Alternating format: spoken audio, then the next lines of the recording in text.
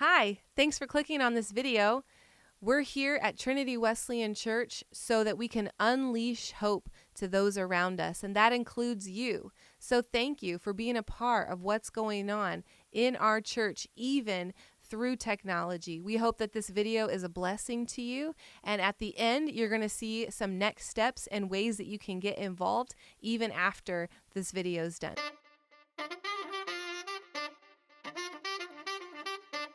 Your future is shaped by the choices you make today. The Bible offers wisdom to guide you through life's decisions. It is a tool that makes the difference between life and death, joy or despair. The wisdom of the Bible is your compass for life's journey. When you plan ahead, you walk in the way of wisdom. Think ahead. Let's talk about money. Everyone's favorite topic, right? My goal for this sermon is to not get you to start tithing or giving 10% to the church. Hear that right now. This is not about the church getting money. This is about you. This is about your money. This is about breaking the curse of generational poverty. This is about you breaking free from the finances that are holding you back. This is about you truly being free financially. This sermon is all about you today. It's not about us, it's about you. This sermon is directly to you. Now, inflation is hitting everyone across the board. Everyday essentials are doubling and tripling in the last couple of years. Were you prepared financially? Are you prepared financially if it goes up even more? What does your bank account say about the economy? What do you think when you look at your bank account? Is it a breath of fresh air? Or does it take your breath away? Do you purposely not look at your account because you're afraid of the number that you're going to see? Or do you look at your account so closely that hopefully you can afford $4 at McDonald's? This will be one of the most practical sermons on money you will ever hear. I've said before that I plan out every sermon for 3 to 6 months ahead of time before the sermon is preached. I am planned with every sermon currently that I'm going to preach until about mid-May. This series called Think Ahead was planned ahead for about 3 months. On December 31st, today is January 19th. On December 30th, God told me to change this whole series. This series was called Think Ahead before, and it still is called Think Ahead. But I heard from God that what I was thinking ahead on needed to be not focused on the new year ahead, but very pointed, practical sermons. This sermon series transformed from the deep spiritual issues to practical places of learning to trust God in every area of life. This sermon changed based on what God told me and different interactions I've had with many of our church people this past year. And if you think I'm talking about you, you're wrong, okay? It is a combination of the collective habits of our church. If you think God told me all your business, He didn't, but He changed this series to speak to you, to speak to every single one of us at Trinity. So take a breath. I am preaching this topic for the financial hope of those in our church as well as the future financial hope of our city. Because when we do this money thing right, it will transform you and it will transform your finances. People will ask what changed. They're going to come up to you and ask, what changed? Something's different. It is the point where we stepped into the wisdom that the Bible gives us. I preach this sermon with love for each of you from the depth of my heart. This will be a sermon that focuses on the first pillar of Trinity Wesleyan Church. It's the search within portion. And we get this from Psalm 139, verse 23 and 24. Search me, God, and know my heart. Test me and know my anxious thoughts. See if there's any offensive way in me, and lead me in the way everlasting. Search my heart, Point out the ways that are not like you, but not just point them out, but we're asking God to lead us into the better ways that He has given us. I love you, I care for you, and I can't let this nagging feeling within me to not tell you that there's a better way for your finances. There is hope for your money. There is hope for you. And if you don't believe me, test God's promises and see if He doesn't come through for you, because He will. I also don't want to give you false hope, though. Many preachers will get on the pulpit and tell their congregation, there's even preachers today that will be telling you, you will be blessed with money beyond your wildest dreams, more than what you could ever believe. You will be rich, and God wants you to be rich. You just have to believe, and God will do it. That's a lie. The Bible doesn't say that. Jesus says that we have trials and tribulations, but take heart, He has overcome the world. I don't want you to think that if you just believe enough, you will be rich. Now, I would love to be a professional hockey player and play for the St. Louis Blues. And I believe that I will be a hockey player in the NHL. I believe, but nothing happens. I guess God doesn't love me. And doesn't that sound dumb? Why is it dumb? I have never played ice hockey.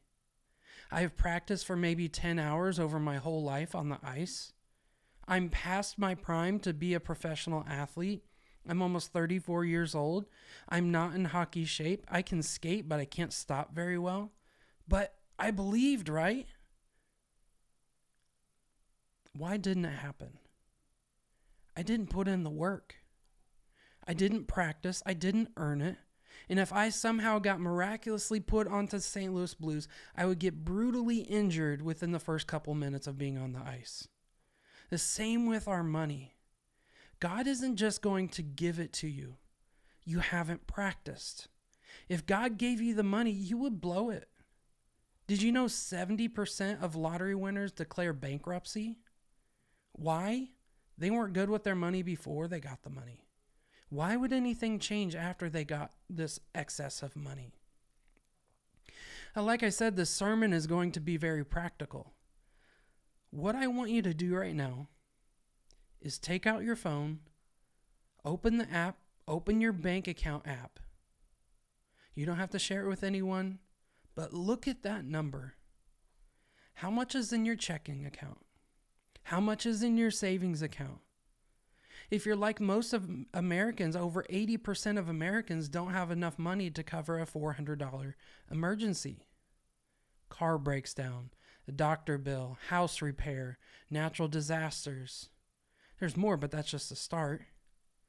If you're like most Americans, you're living paycheck to paycheck. It doesn't matter what economic class that you're in, 78% of Americans live paycheck to paycheck. You're not alone if that number is low. Now, I want you to do right now is I want you to write down every consumer debt that you have.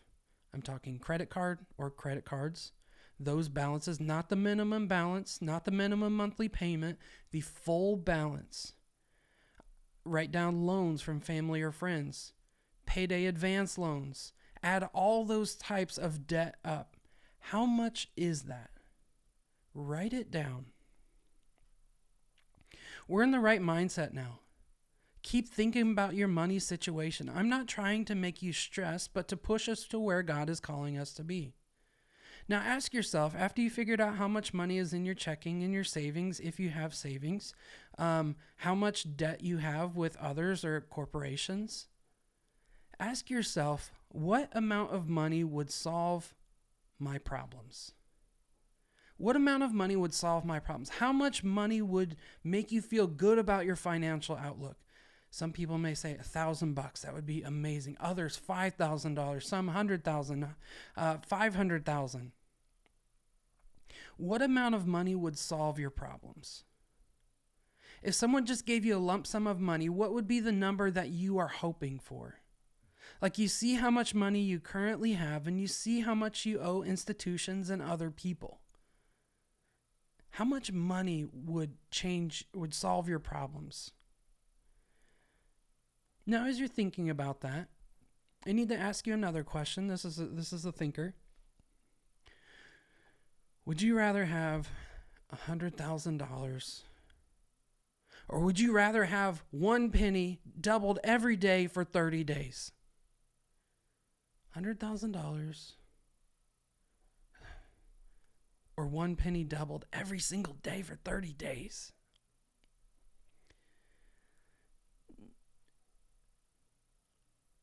After 7 days, you would have $1.28 if you doubled your penny every single day. Oh, that's not a lot. You still want the penny doubled every single day, if that's the camp that you're in, or do you want the $100,000? I guess. After 7 days, you'd have $1.28. But if you double a penny every single day for 30 days, after 30 days, you would have $5,368,709.12. We have to think ahead, because $100,000, you're like, that would solve all my problems. But putting the work in and understanding how to get to this next point, 30 days later, you could have over $5 million. Again, this is going to be one of the most practical sermons ever. This is a sermon to give you power over your finances and give you life to your money. I believe that there's a lie going around our community, and it's infected our church as well. The lie is that there's no hope for your finances. I see it in the way people act. I see it in the way people spend money. I see it in the way that people talk about their money. There is a lie that what you have is not enough, and it makes us not be able to trust God for his provision. Starting to sound familiar to you? Does it seem like I'm reading your thoughts? Does it seem like I've been reading your diary? If you were to talk about your money in your diary, you're like, dear diary, ah! I need you to believe something today. Satan wants you to feel stuck. Satan wants you to feel afraid. Satan wants you to believe that nothing will ever change. But God, on the other hand, God's telling you there's another way. God's telling you to trust. God is telling you to know his provision over our own provision. If you're having a lot of these feelings and are feeling the effects of Satan's lies over your finances, I'm going to say this every week in this series, but if it's not working, try something different. If you're afraid to look at your bank account, try something different. Do something different. You won't get different results trying the same thing. If your account looks upside down or you're in the red every single month waiting on someone to bail you out, it is your own problem to trust God with. It's not someone else's job to fix our money problems. We talk about in Galatians, we talk about burdens and loads. We are called to carry each other's burdens, but to carry our own load. It is not someone else's burden to carry your load that you are meant to carry. When we step in as Christians, it's the burden part. When someone is added to our load outside of our control, we are called and we should be responsible to look at our own finances and control our spending that is within our responsibilities. Why? Because everyone else has to control their money within their responsibilities. Everyone is called to carry their own load, but the above and beyond is the burden that we are meant to carry together. Like if you're not paying all your bills on your own, on time, including housing, including insurance, including car, you cannot afford wasteful spending. Long gone are the days of eating out. You live a life of ramen and peanut butter and jelly. It's not fun, but it's the life that you chose to be in until you work yourself into responsibility and get ahead. There are people in their 50s begging others for money, and there are people in their 50s that are able to be generous. There are people in their 20s that are begging for help, and people in their 20s that are set up with wisdom to be able to be self-sustaining because they've put the work in. If you don't change your financial outlook and you don't take responsibility of your own finances, you will stay in the exact same place you're in. And what this is doing is teaching the next generation exactly the same place that you're in. It teaches your friends, it teaches your family, it teaches your kids to keep doing what you're doing because there's no hope, there's no way of changing. That's the only way of living. And we wait for bailouts. We wait to win the lottery, but 70% of people go into bankruptcy after the lottery. You wait for an inheritance. You wait for somebody to die. You wait for that tax check every year. You wait for that raise at work. You wait for the government to come save you, to fix your problems. You will spend yourself into poverty and you will stay there. What you're doing, waiting for a bailout, and if a bailout comes, you're only kicking the can further down the road to end up with the same result. It's not changing behavior, it's masking behavior. I watched a Dave Ramsey episode. Now, Dave Ramsey is the leader in Christian finances. He helps a lot of people get ahead and change their mindsets. He talks about baby steps. He talks about the 5 principles of Christian finances. Now, there was a couple, I was watching this episode with, her name is Rachel Cruz, and she was the host that day. There's this couple that called in, and they're making $330,000 a year, and they are broke. And they were thinking how to get to the next day rather than the future. They were wanting to sell their house so they could make about $400,000 off their house to pay off their 2 cars, a BMW and a brand new truck that were worth together $150,000, and to be able to pay off their student loans. And that would pay off those debts. But what are they missing now? A place to live. They haven't changed their habits. They're just masking and pushing problems further down the road. You have to change habits. You have to change it up. Make hard decisions. If it's not working, try something different. Now, there are 2 beliefs that generate generational poverty. The very first one is that people in poverty will pay for their wants and then beg for their needs. I want a cell phone. I want new shoes. I want purses. I want fast food. I want decorations. I want to be able to go shopping. I want to do all these things. And I'm out of money. Somebody help me. Somebody pay my bills, pay my utilities, pay for rent, pay for my car to be repaired. But you got the cell phone. You got all the fun stuff. You got all these different things. You're going out and doing things that you cannot afford. You're paying for your wants and then begging others for your needs. And the second belief that generates generational poverty is that someone else will bail me out. Somebody else has to help me. Somebody else owes it to me. Somebody else has to do this for me. And when that thought and that belief is in people's minds, there's no personal responsibility. It's about somebody else fix this. Somebody else do this. Somebody else fix my problems. In this belief, they're looking for easy ways out, not to change their behavior, but hey, somebody else bail me out. I need help. I got myself in this situation. Sometimes they may say that, and sometimes they're just like, I deserve you to help me. But this is a cycle. You pay for your fun first, then you look for a bailout. You pay for easy first, there's no personal responsibility, and it keeps going and going and going. And I'm not talking about what got you into this situation, what got you into poverty. I'm not heartless.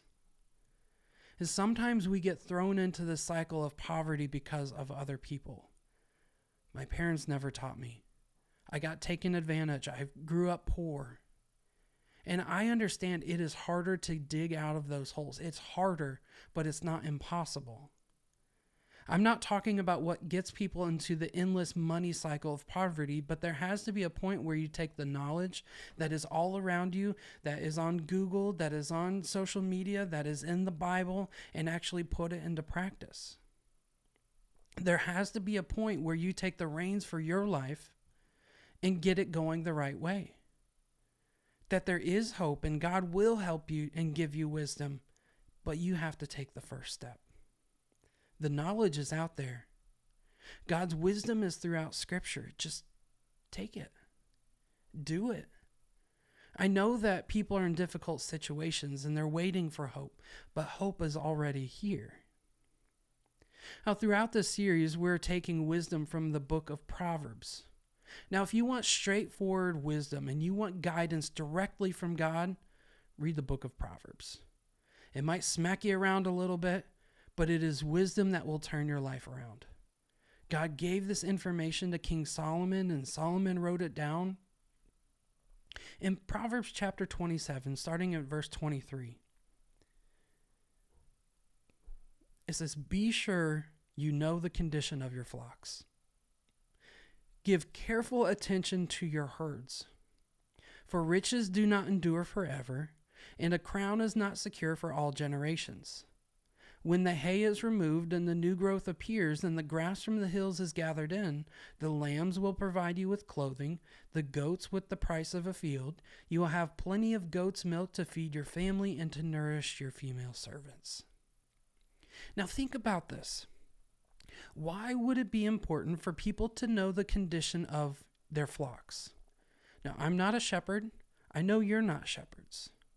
But it's important because their flocks were their currency. So know the condition of your currency, your money, and give careful attention to your finances. Money doesn't last forever, but it is the way we live on this earth. You need money to survive. It's important for them to know the condition of their flocks. Is the flock sick?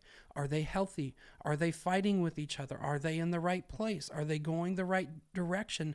Because your flock, your money, is what gives you clothing, food, to be able to have a livelihood.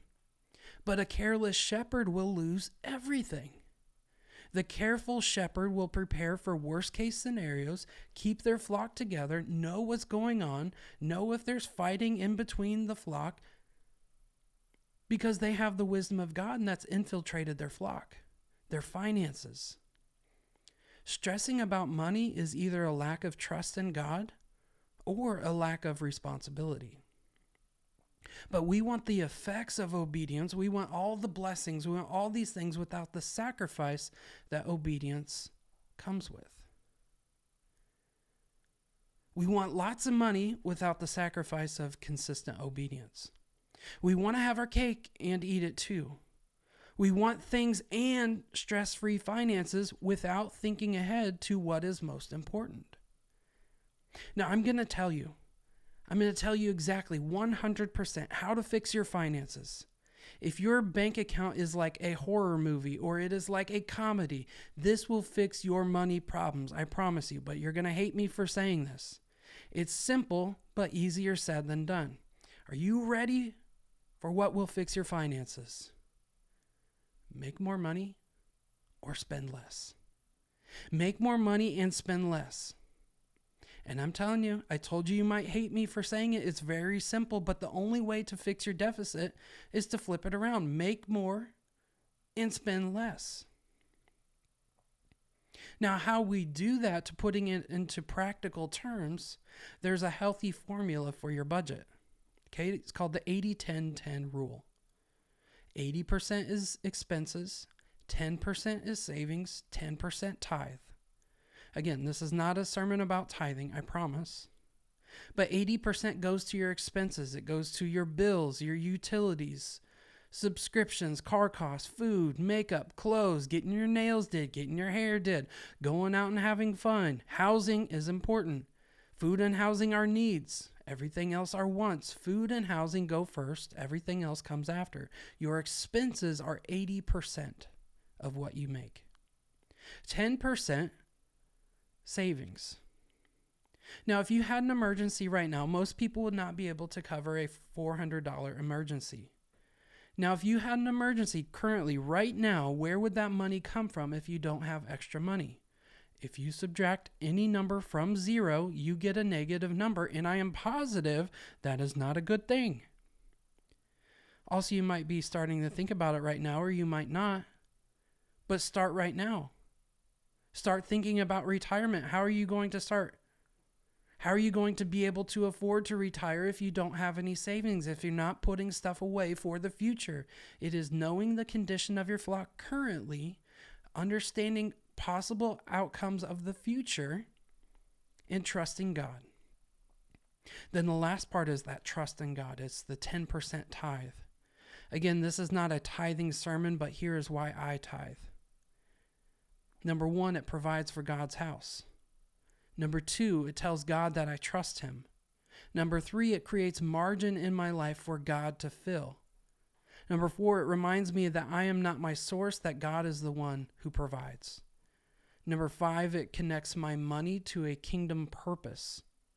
Number six, it gives my job eternal significance. Number seven, it transforms my money into a seed that can be planted that God can use. Number eight, it breaks greed and self-reliance off of my heart.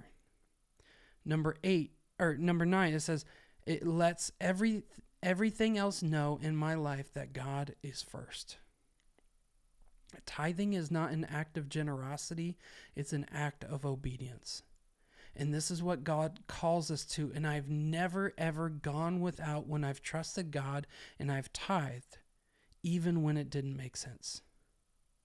So you have to make more money and spend less.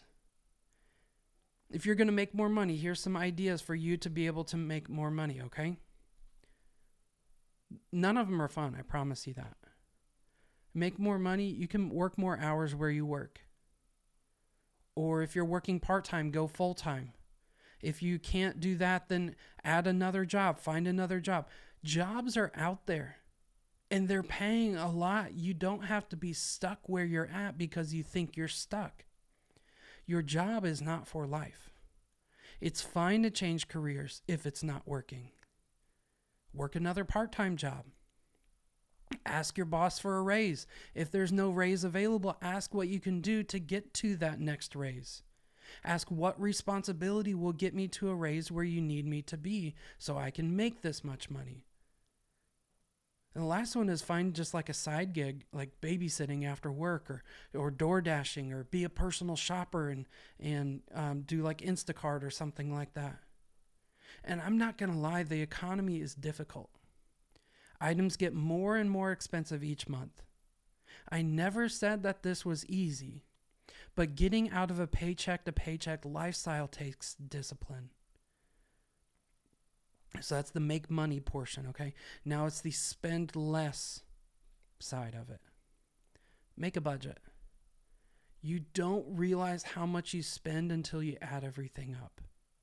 And some bank apps will put it into a pie chart or show you where your spending is, if it's in shopping, if it's in food, it's gas, whatever it is.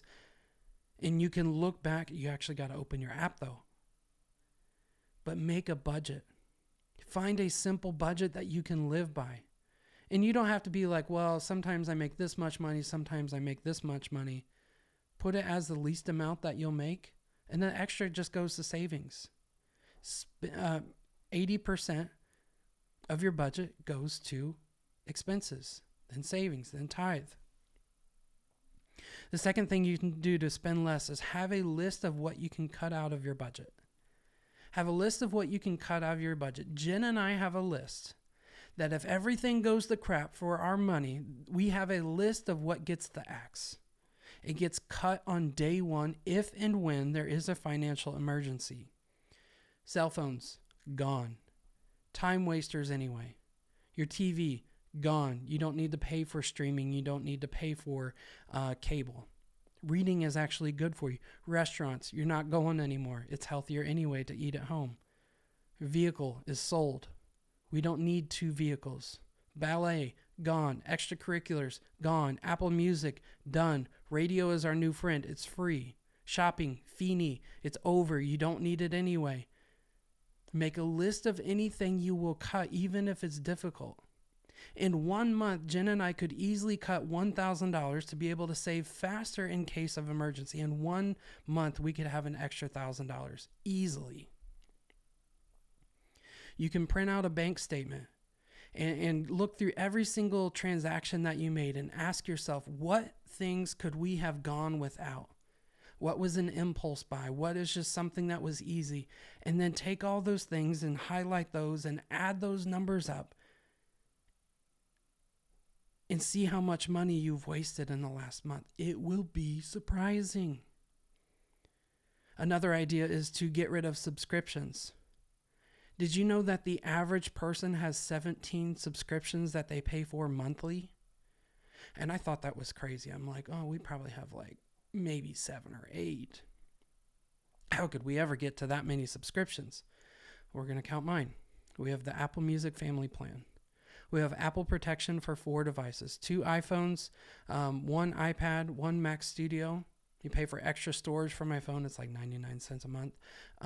We pay for Hulu, Peacock, Disney Plus. There's a memory verse game that helps me remember scripture. I have Duolingo.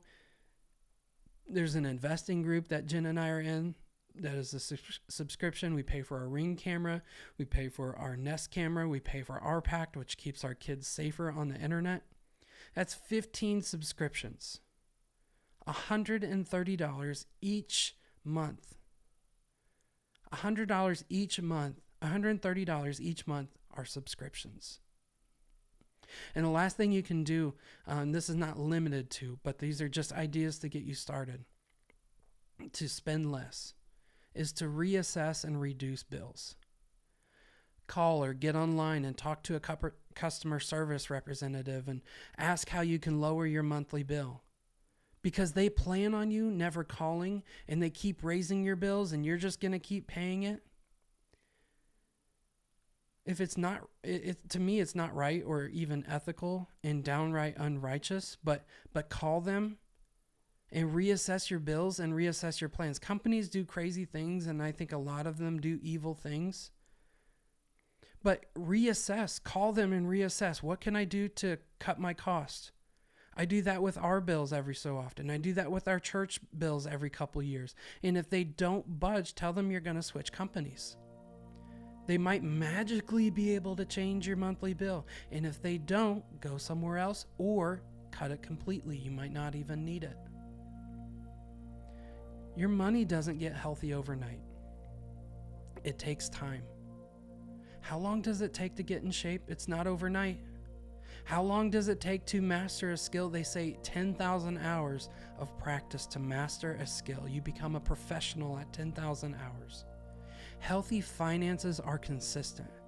It's not just like, I'm going to fix my finances and next month I'm going to have all this money. It's going to be perfect. It takes time to overcome generations of unhealthy approaches to money. It takes time to undo habits that have been built over your life. It takes time to have your mindset reset and change into the wisdom that God gives us. So my mom grew up in what I believe was like Section 8 housing. Her mom and her grandma lived off the government. They were smoking their lives away. My dad lived as a pastor's kid with 6 other siblings on a pastor's salary and a full-time job. My grandpa worked 2 jobs. He worked full-time at General Motors as a tool and die maker with 6 kids. They trusted God, and I remember times that all 9 of them would be praying for food. I remember my dad telling me about this. They'd be praying for food because they had 0 food in the house. Not just no food that sounds good, but no food in the house for 9 people. And they were praying, and someone came to their door and dropped off a cart full of groceries that lasted them for a couple weeks. But something changed in both of my parents. They didn't want to live like that anymore. My mom busted her tail and she worked hard to get out of the situation she was in. She went back to school after my brother and I were, after we were born. My dad worked hard. He made his own construction business. All the while, they're trusting God to help them in the places they couldn't go. My brother Corey and I, we had all of our needs met, and we had most of our wants. And Corey and I learned and we grew from what our parents did and made us into hard workers and gave us the wisdom and knowledge to be able to do better off financially than they had done. Now Jen and I are working hard to help our kids at a young age to be able to understand money and have a grasp on what God calls us to do as responsibilities, but also to teach them to the generosity of God. Our purpose isn't just to gain wealth and spend it on ourselves and save all this extra money just to have for ourselves, but to help other people break out of the cycle that they're in, that we can be generous when those burdens of life come for other people. As my grandparents did, as my parents did, as Jen and I are doing, as we are teaching our kids. If it wasn't working, change it. Kick and scream and get out of there. That you have to think ahead, not just to the next day, but to think ahead to the next month, the next year, the next decade, to retirement, whatever age you are. God is calling us to trust Him with our finances and to understand that His ways are higher than our ways, and His thoughts are higher than our thoughts, and His word will not come back void. That you have to do the work, put in the time, and see how God changes your life.